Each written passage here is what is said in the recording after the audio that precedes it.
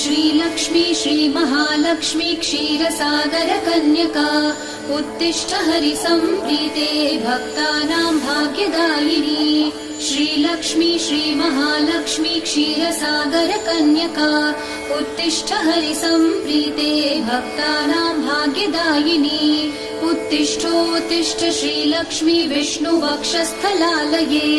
उत्तिष्ठ करुणापूर्णे लोकानां शुभदायिनी उत्तिष्ठोत्तिष्ठ श्रीलक्ष्मी विष्णुवक्षस्थलालये